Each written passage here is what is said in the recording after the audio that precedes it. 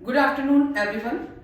Last class में बहुत सारे बच्चों के मैसेज आ रहे हैं कि मैम जो है हमें नेक्स्ट टॉपिक शुरू कर दीजिए, इलास्टिसिटी पढ़ा दीजिए, और व्हाट्सएप किया है उन्होंने। तो मैं बहुत खुश हूँ आप लोग की क्लास से, मुझे बहुत अच्छा लग रहा है। कहाँ से बच्चे आ रहे हैं, झारखंड से, देन व्हाट्सएप कर रहे हैं कि मैम हमने पढ़ा है, हमें आपका जो बेसिक कॉन्सेप्ट है वो बहुत अच्छा लगा है, डिमांड हमने पढ़ा है बहुत अच्छा लगा। तो एक तो झारखंड से भी आया, छत्तीसगढ़ से आया एक बच्चे का।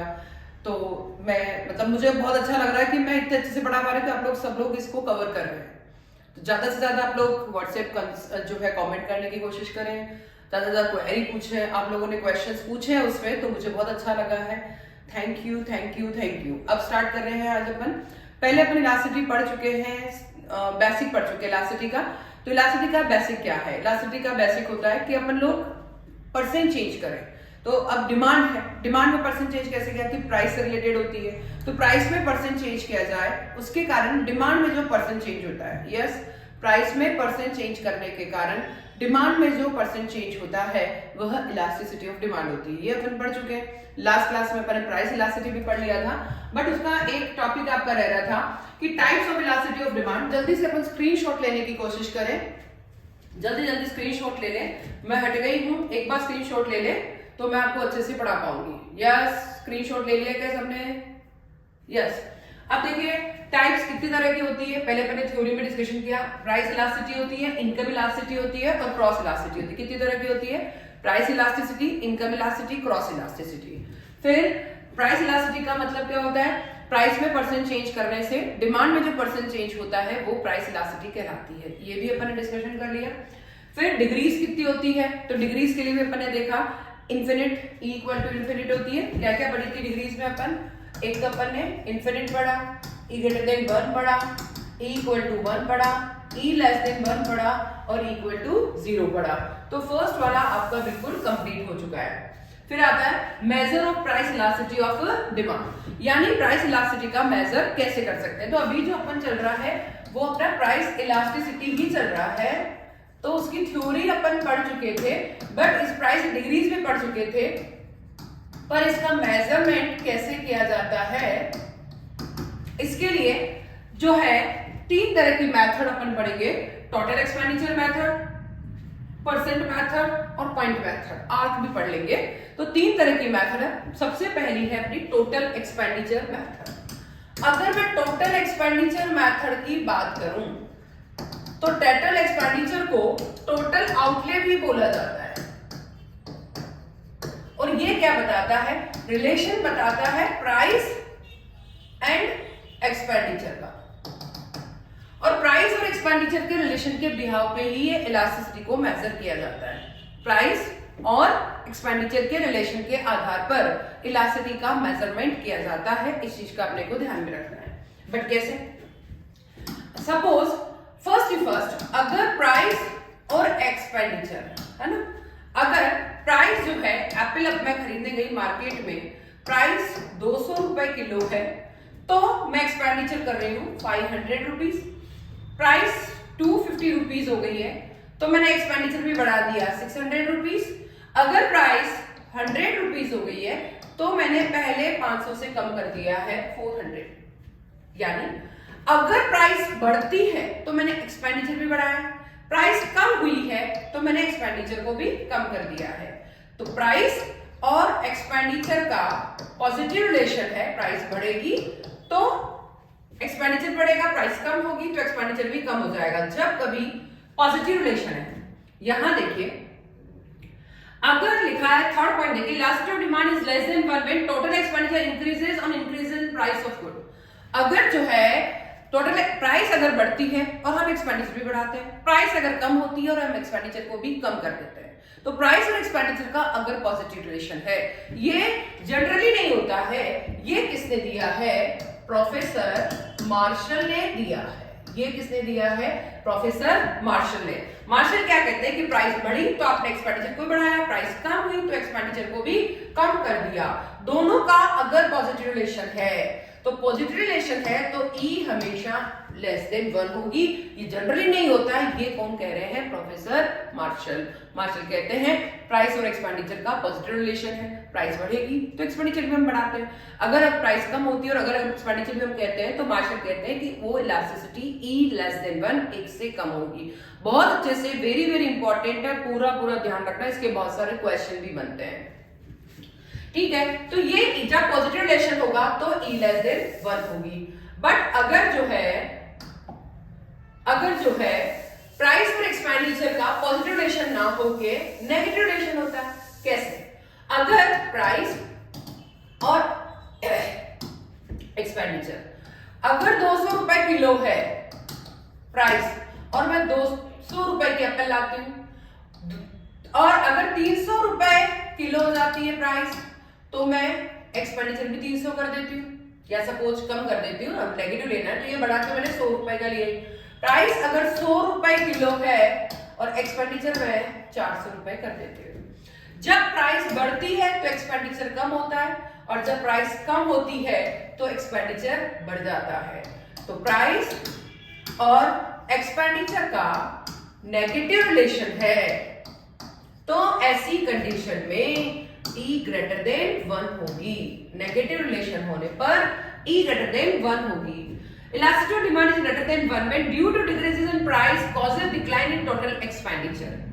ठीक है, अगर अपन सपोज माने in this case increase relation, inverse relation between price and total expenditure, price और टोटल एक्सपेंडिचर का इनवर्स रिलेशन होता है तो वह E ग्रेटर देन 1 होती है। ये प्रोफेसर मार्शल कहते हैं कि हम लोग अगर थिएटर का टिकट 100 रुपए से अगर 200 रुपए हो जाता है तो हमने अपना टिकट पहले जो है एक्सपेंडिचर कर रहे थे 500 रुपए, जो है 100 से 200 होने पर 500 से 200 एक्सपेंडिचर कर दिया, नेगेटिव रिलेशन हुआ है।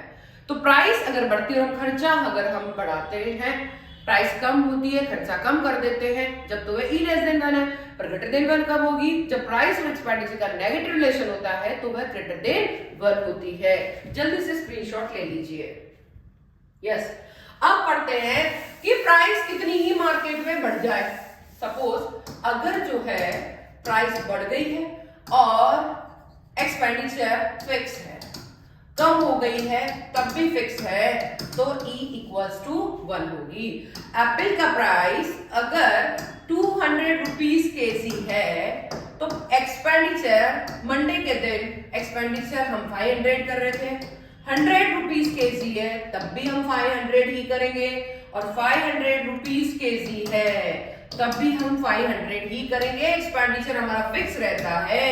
तो ऐसी कंडीशन में E इक्वल्स टू 1, जिसे यूनिटरी इलास्टिक कहते हैं। Elasticity of demand is unitary when increase और decreases price causes no changes in total expenditure, यानी एक्सपेंडिचर रिमेन कांस्टेंट। प्राइस कितनी बढ़ जाए पर कम हो जाए, मार्शल कहते हैं कि चाहे प्राइस बढ़े और कम हो पर खर्च हमारा फिक्स रहता है, तो E इक्वल्स टू 1 होगी।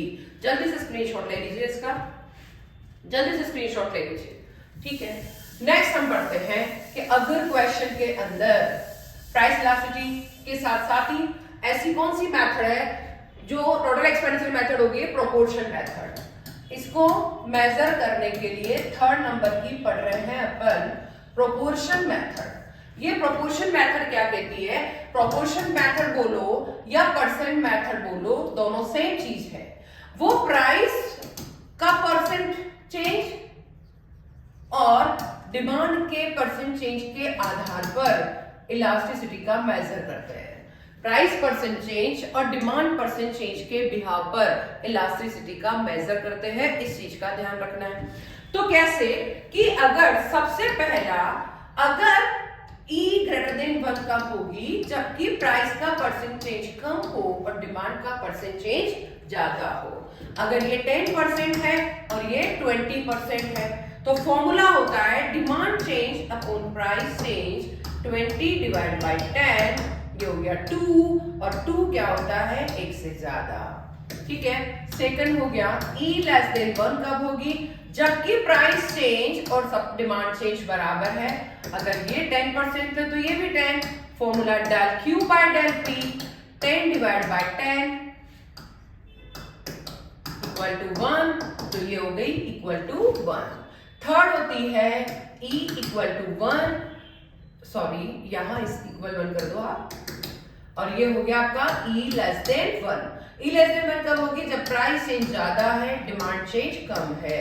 अगर ये 20 है तो ये चेंज डिमांड चेंज 10 है, फॉर्मूला होता है demand change upon price change, और ये हो गया 10 डिवाइड बाय 20 और 0.5 यानी E less than 1.5 less than 1। देखिए जब प्राइस और डिमांड के परसेंट चेंज या प्राइस और डिमांड के प्रोपोर्शन चेंज के बिहाव पर हम इलास्टिसिटी का मेजर करते हैं।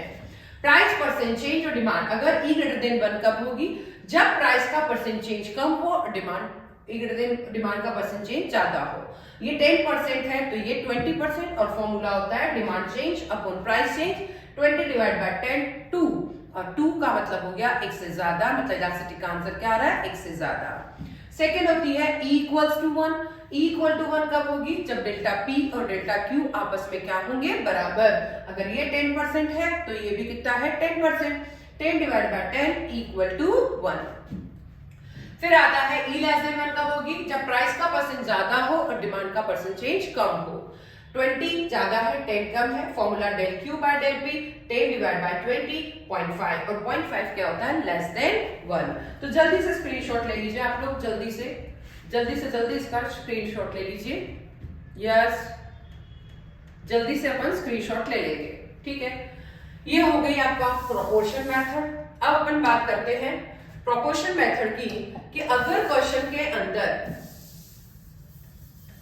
क्या पूछा है? यस, प्रोपोर्शन मेथड हो चुकी है। अब आती है पॉइंट मेथड। पॉइंट इलास्टिसिटी बोल दे, पॉइंट मेथड बोल दे, सबका मतलब एक ही होता है। अब पॉइंट इलास्टिसिटी क्या कहती है? बहुत इंपॉर्टेंट, बहुत इजी, बहुत अच्छी लगती है मुझे ये, और आप लोग को भी बहुत अच्छा लगेगा। पॉइंट इलास्टिसिटी गौर से समझ में आ रहा है? पॉइंट यानी किसी एक पॉइंट पर अगर आप इलास्टिसिटी का मेजर करते हैं, किसी भी एक पॉइंट पर डिमांड लाइन या डिमांड कर्व के किसी भी एक पॉइंट पर, किसी भी डिमांड लाइन या डिमांड कर्व के किसी भी एक पॉइंट पर इलास्टिसिटी का मेजर करते हैं तो वह क्या होती है? पॉइंट इलास्टिसिटी, ठीक है। अब देखिए, अगर अपने को मेजर करना है तो मतलब पॉइंट पर करना है। सपोज ये डिमांड लाइन है, अपने को किसी एक पॉइंट पर करना है तो ये क्या कहलाएगा? Point elasticity. किसी भी एक पॉइंट पर अगर आप इलास्टिसिटी का मेजर करेंगे तो वह पॉइंट इलास्टिसिटी। मैंने ए पॉइंट पर इलास्टिसिटी का मेजर किया है तो ए पॉइंट पर अगर मेजर करती हूं तो वह पॉइंट इलास्टिसिटी कहलाएगी। बट इसका फॉर्मूला क्या होता है? फॉर्मूला होता है कि इसका लोअर सेगमेंट बोले या लोअर सेक्टर बोले, एक ही बात है, अपॉन अपर सेक्टर, और मैं शॉर्ट में इसको LS अपॉन US ही बोलूंगी। इसका फॉर्मूला लोअर सेक्टर अपॉन अपर सेक्टर, मैं LS अपॉन US बोलूंगी। अगर मैं इसका क्वेश्चन करती हूँ, सपोज ये देखिए, ये डायग्राम है, ये P पॉइंट है, ये Q पॉइंट है। मैं अगर सपोज A पॉइंट पर मेजर करती हूँ तो A पॉइंट पर करती हूँ तो लोअर सेक्टर हो गया अपना AQ, A से नीचे लोअर सेक्टर, A से नीचे AQ है, A से ऊपर AP है, तो अपन क्या लिखेंगे? लोअर सेक्टर अपॉन अपर सेक्टर, AQ अपॉन AP। तो जल्दी से अपन स्क्रीनशॉट ले लेंगे इसका, जल्दी से जल्दी स्क्रीनशॉट लेने की कोशिश करेंगे। यस, ये तो हुआ पॉइंट इलास्टिसिटी का फॉर्मूला। अब अपन बात करते हैं कि पॉइंट इलास्टिसिटी की जो डिग्रीज होती है वो क्या क्या होती है, उसको भी अपन डिस्कशन कर लेते हैं। तो डिग्रीज क्या क्या है? यस, पॉइंट इलास्टिसिटी की डिग्रीज, पॉइंट तो है पर इसकी डिग्रीज क्या क्या होती है? इसका फॉर्मूला होता है LS अपॉन US। क्या होता है? LS upon US। फिर ये भी देखना है कि LS जितना ज्यादा होगा US से, इलास्टिसिटी उतनी ही ज्यादा होगी। LS अगर ज्यादा है US से, लोअर सेक्टर अगर ज्यादा होगा अपर सेक्टर से तो इलास्टिसिटी ज्यादा होगी। लोअर सेक्टर अगर कम है अपर सेक्टर से तो इलास्टिसिटी भी कम होगी। लोअर सेक्टर अगर बराबर है अपर सेक्टर के तो इक्वल टू 1 होगी। यही अपने को प्रूव करना है। सपोज अपना जो है कि यहां देखिए, बहुत अच्छे से बनाते हैं अपन, ये आपका डायग्राम है, इसमें बहुत सारे पॉइंट ले लेते हैं। एक ले लिया अपन ने A, एक ले लिया B और एक ले लिया C। पहले इनमें करते हैं, और ऊपर के जो वर्ड है ABC बाद में लिखेंगे, पहले A पे देखते हैं, ठीक है। मैं बहुत अच्छे से बनाती हूँ। यहाँ लिख दिया P, यहाँ लिख दिया Q और ये हो गया A। ये भी अपन बाद में डिस्कशन करेंगे। यस, फर्स्ट पॉइंट लेती हूँ मैं A पर देखिए, A से लोअर सेक्टर क्या है AQ और अपर सेक्टर क्या है AP। A से नीचे क्या है AQ है और A से ऊपर क्या है AP है। तो लोअर सेक्टर कितना है AQ और अपर सेक्टर कितना है AP। दोनों अगर बराबर है, ये AQ और AP अगर बराबर है तो E इक्वल टू 1 होगी, क्योंकि LS और US आपस में इक्वल है। जब लोअर सेक्टर और अपर सेक्टर आपस में बराबर होंगे तो E इक्वल टू 1 होगी, इस चीज का ध्यान रखना है। फिर सपोज अब मैं B पॉइंट ले लेती हूँ, यहाँ पर मैं अब ले लेती हूँ B पॉइंट। B से नीचे लोअर सेक्टर कितना है, B से नीचे देखिए BQ, B से ऊपर कितना है अपर सेक्टर BP। BP तो हमारे ब्रेन पॉइंट का नाम हो गया है। अब यहां से नीचे यानी लोअर सेक्टर तो ज्यादा है, जबकि अब B से ऊपर वाला पार्ट कम है, तो लोअर सेक्टर ज्यादा है और अपर सेक्टर कम है। जितना ज्यादा लोअर सेक्टर होगा इलास्टिसिटी उतनी ही ज्यादा होगी। यहाँ इक्वल टू 1 थी, यहाँ ग्रेटर देन 1 हो जाएगी। थर्ड पॉइंट लेते हैं अपन C पॉइंट। C पर क्या हो रहा है, C से नीचे है CQ, C से ऊपर है CP। लोअर सेक्टर CQ कम है, अपर सेक्टर CP ज्यादा है। लोअर सेक्टर जितना कम होगा और अपर सेक्टर ज्यादा होगा तो इलास्टिसिटी उतनी ही कम हो जाएगी। यहाँ पर लोअर सेक्टर CQ है और अपर सेक्टर CP है।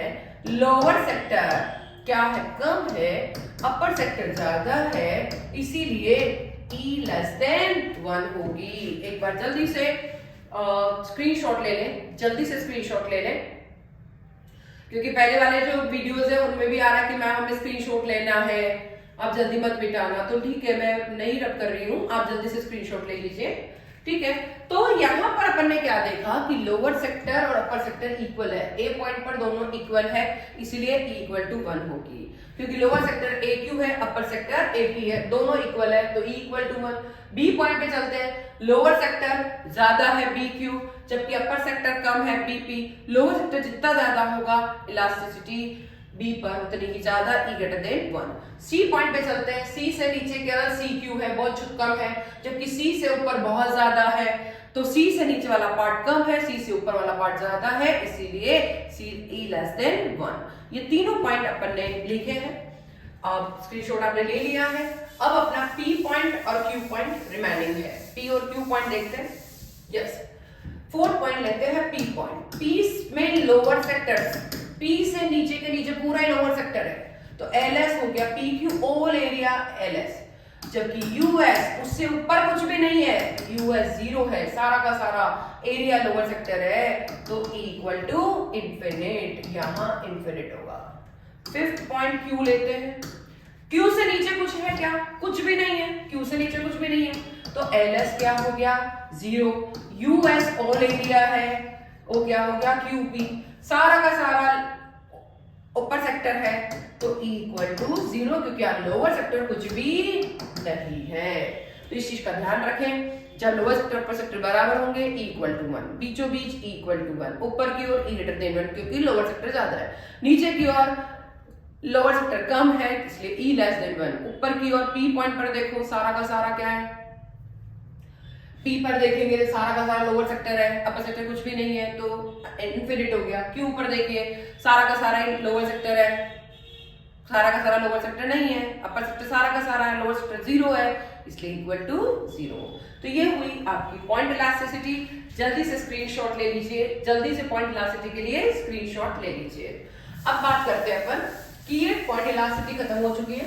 पॉइंट इलास्टिसिटी के बाद एक वर्ड मैं आपको बताना चाहूंगी, एक होती है आर्क इलास्टिसिटी।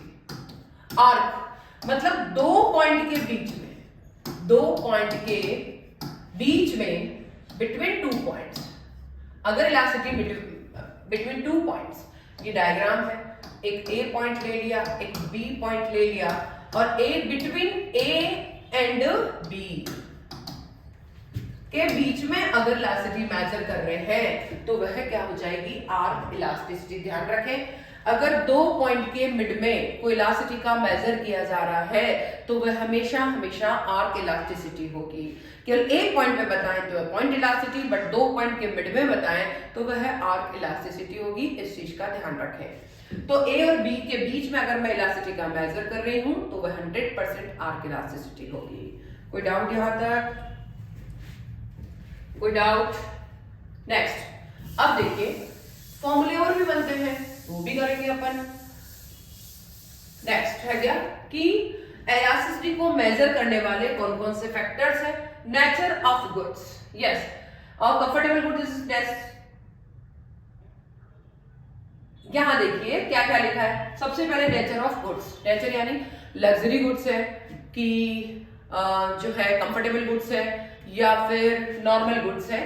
तो लग्जरी गुड्स में बिल्कुल अलग होगा। लग्जरी गुड्स में प्राइस में थोड़ा सा भी चेंज होगा तो डिमांड में बहुत अधिक चेंज हो जाएगा, तो E>1 हो जाएगी। कंफर्टेबल गुड्स में यूनिटरी इलास्टिक हो जाएगी। सेकंड बोलता है सब्स्टिट्यूट गुड्स। सब्स्टिट्यूट का मतलब हो गया, क्या लिखा है, when substitute of any goods is available then demand elasticity such good is highly elastic. Suppose मैं चाय पीती हूँ, चाय का सब्स्टिट्यूट अवेलेबल है, क्या अवेलेबल है, कॉफी। जब मुझे पता है कि चाय का सब्स्टिट्यूट अवेलेबल है, अगर चाय वाले जो व्यक्ति है, वो चाय जो सेल करता है, वो कहता है मैं तो आपको 5 रुपए का कप 6 रुपए में दूंगा, चाय की प्राइस में थोड़ा सा भी चेंज कर दिया तो मैं चाय की डिमांड में बहुत अधिक चेंज कर दूंगी। रीजन, क्योंकि मुझे पता है कि मैं चाय नहीं पीऊंगी तो मैं इसकी जगह क्या पी सकती हूँ, कॉफी। क्लियर? चाय की प्राइस में थोड़ा भी चेंज होता है तो चाय की डिमांड में बहुत अधिक चेंज हो जाता है। रीजन क्या है? अब देखिए, पहले अपन ये सब पढ़ने के पहले एक होता है E>1, एक होता है E 1, एक होता है E=1। E 1 को हाईली इलास्टिक बोला जाता है, इसे लेस इलास्टिक बोला जाता है और इसे यूनिटरी या केवल इलास्टिक बोला जाता है। ठीक है? अब ये प्राइस में कम चेंज होने पर डिमांड में ज्यादा चेंज होना, ये प्राइस में ज्यादा चेंज होने पर डिमांड में कम चेंज होना। जितना प्राइस चेंज है उतना ही डिमांड चेंज होना। अगर इनकम के रेफरेंस में देखो तो यही सेम चीज, इनकम कम चेंज, डिमांड ज्यादा चेंज, इनकम ज्यादा चेंज, डिमांड कम चेंज, और जितना इनकम चेंज उतना ही डिमांड चेंज। पहले तीनों का फर्क अपन ने देख लिया। अब इसके बाद अपन पॉइंट पढ़ते हैं। पॉइंट क्या कहते हैं कि जिन चीज का सब्स्टिट्यूट अवेलेबल होता है, मैं चाय पीती हूँ, बहुत ज्यादा पीती हूँ, एक दिन की 10-10 चाय पी जाती हूँ, और उसकी प्राइस में थोड़ा भी चेंज हो गया। रोज जो हमें चाय वाला व्यक्ति है वो हमें 5 रुपए का चाय देता है, वो कहता है कि मैं तो 7 रुपए में दूंगा। अब मुझे पता है कि ये चाय का प्राइस थोड़ा भी चेंज कर रहा है, 5 का वह 6 में भी कर देता है, पर मुझे पता है कि मैं क्यों पीऊं इस चाय को, मैं तो कॉफी पीऊंगी, क्योंकि कॉफी तो वैसे भी कांस्टेंट प्राइस है अभी तो मैं अगर जिसका सब्स्टिट्यूट अवेलेबल है, चाय का अगर सब्स्टिट्यूट अवेलेबल है तो चाय की प्राइस में थोड़ा भी चेंज होगा तो मैं चाय की डिमांड में बहुत अधिक चेंज कर दूंगी। रीजन, मुझे पता है कि मैं चाय की जगह क्या पी सकती हूँ, कॉफी।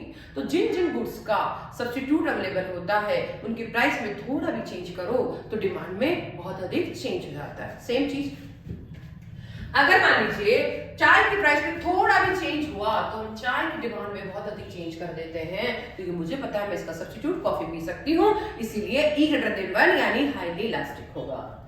फिर next, alternative uses of goods.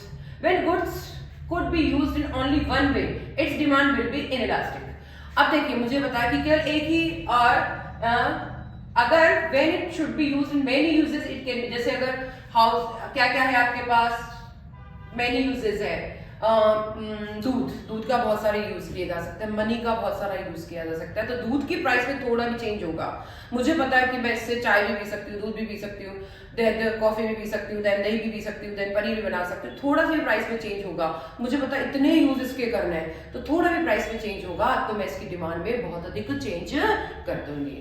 ठीक है? तो इसके एग्जाम्पल भी दे रखे अपन ने कि कौन से है। केवल एक ही, अगर कोई चीज एक ही यूज में यूज आती है, ऐसा कोई चीज है जो केवल एक ही काम आता है ना, एक ही बार यूज हो सकता है, बार बार यूज नहीं हो सकता है, तो ऐसी कंडीशन में उसकी प्राइस में कितना भी चेंज हो जाए पर डिमांड में इतना चेंजेस नहीं होगा, तो इनइलास्टिक E>1 होगा। पोस्टपोन्ड ऑफ कंजम्पशन बहुत अच्छा एग्जांपल है। कल मेरे को फीवर आ गया था, परसों के दिन फीवर आ गया था। अब फीवर आ गया तो मुझे क्रॉसिन चाहिए थी, जो कि जिससे कि पैरासिटामोल हो और मैं ठीक हो सकूं। पैरासिटामोल जो क्रॉसिन है या पैरासिटामोल टेबलेट जनरली 1 या 2 रुपए में मिल जाती है, ठीक है। 4-5 दिन पहले बहुत तेज फीवर था, मैंने सोचा कि चलो मैं टेबलेट मंगवा लेती हूँ। तो टेबलेट गए लेने के लिए और मार्केट में जाती हूँ तो टेबलेट बोलते 50 रुपीज की हो। मैं रोज जो 2 रुपए की लाती हूँ और उस दिन वो कितने में मिल रही थी, 50 रुपीज में। मैंने सोचा कि ये 2 रुपए की 50 रुपीज में मिल रही है। मैंने उससे पूछा कि क्या वापस रेट कम होगी क्या? उसने बोला पता नहीं, हो सकती है, कभी कम भी हो जाए कभी नहीं भी हो, ऐसा कुछ नहीं है। तो मैंने ये सोचा कि क्यों ना मैं इसका यूज पोस्टपोन कर देती हूँ। जब इसका रेट कम होगा 1-2 महीने बाद, जब मैं इस टेबलेट को लूंगी, अरे भाई बुखार तो मुझे आज आ रहा है, आज आ रहा है तो मुझे आज ही टैबलेट को लेना है। मैं उस यूज को पोस्टपोन कभी भी नहीं कर सकती हूँ, इस चीज का ध्यान रखना पड़ेगा। मैं इसके यूज को पोस्टपोन नहीं कर सकती।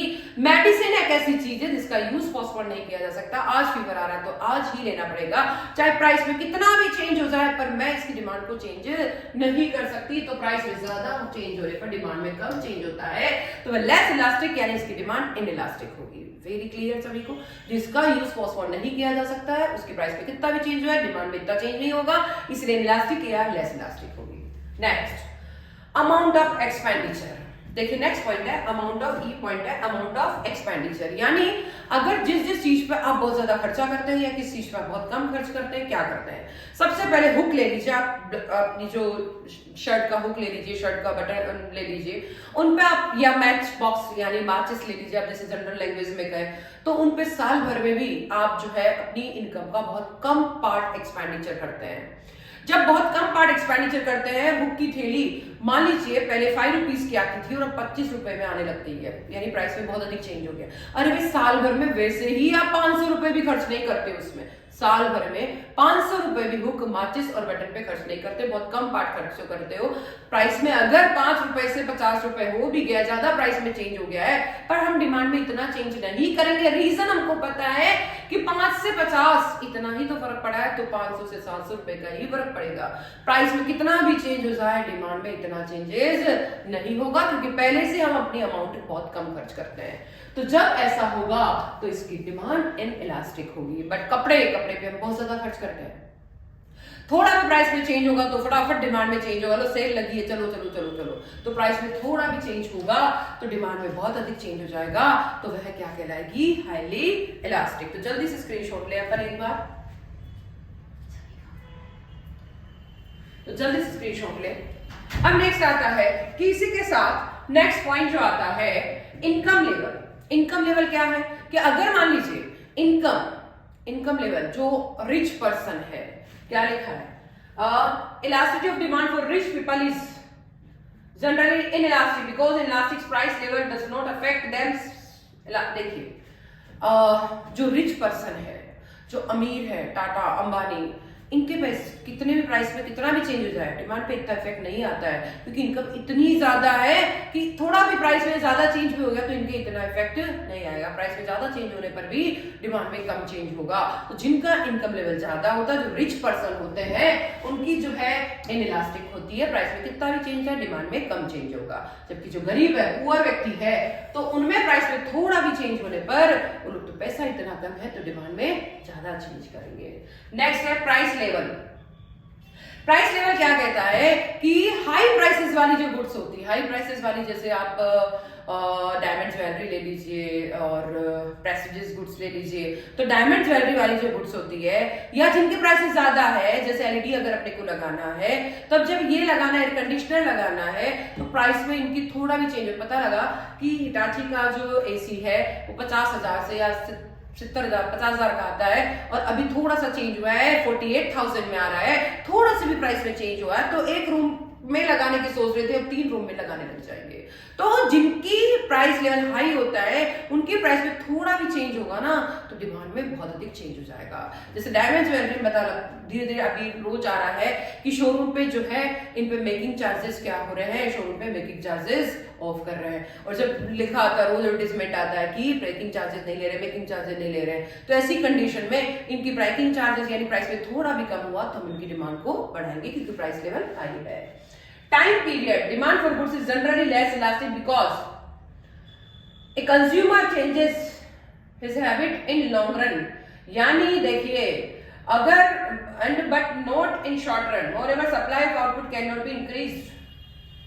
देखिए टाइम पीरियड अगर आपके पास ज्यादा है, टाइम पीरियड अगर आपके पास ज्यादा है किसी चीज को खरीदने के लिए, आज नहीं कल खरीद लेंगे, कल नहीं परसों खरीद लेंगे, तो ऐसा कोई फर्क नहीं पड़ता कि आज नहीं कल खरीदेंगे या कल नहीं परसों खरीदेंगे। तो लॉन्ग टाइम पीरियड है, generally less elastic because a consumer changes his habits.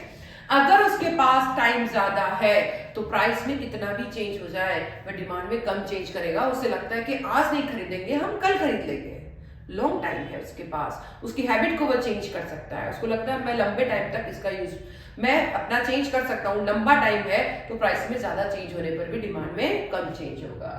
फिर आता है complementary goods. For goods, few goods are demanded along with other goods. These are called complementary goods and their demand is inelastic. For example, scooter, petrol.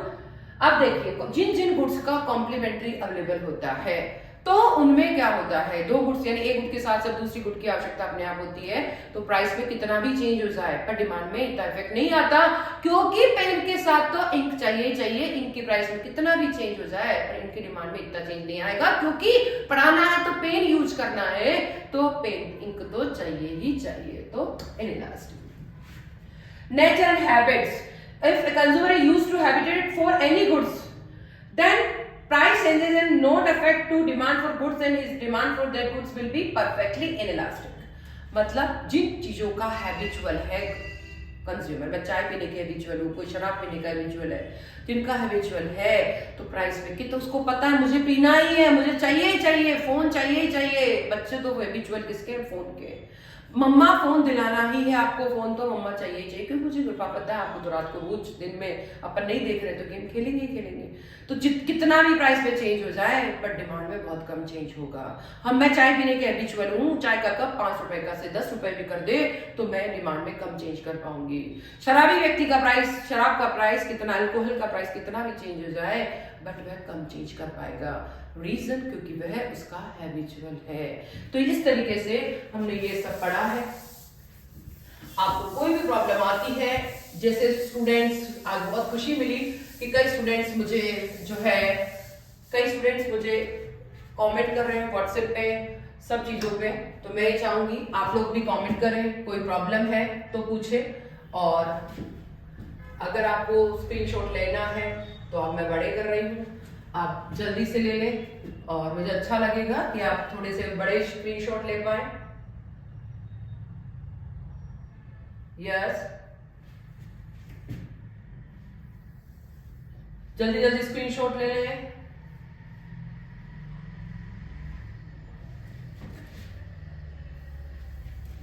जल्दी से screenshot ले लें सभी के, सबके मैंने बड़े कर दिए हैं।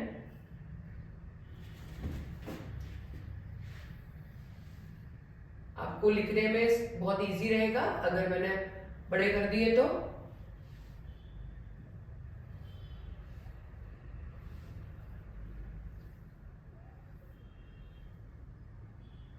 यस, आप जल्दी जल्दी इनके स्क्रीनशॉट लेंगे, आपको बहुत अच्छा लगेगा। तो इस तरीके से स्क्रीनशॉट लेके मुझे बताएं कैसे लग रहा है आपको वीडियो। जल्दी जल्दी कमेंट करें। मेरा व्हाट्सएप नंबर है, व्हाट्सएप नंबर पे कोई भी इंफॉर्मेशन आपको पूछनी हो, कोई भी क्वेश्चन पूछना हो, क्वेरी पूछनी हो तो आप इजीली पूछ सकते हैं। तो जल्दी से ये स्क्रीनशॉट ले लें ताकि मैं आपको नेक्स्ट आपकी क्लास में कोई भी प्रॉब्लम आए।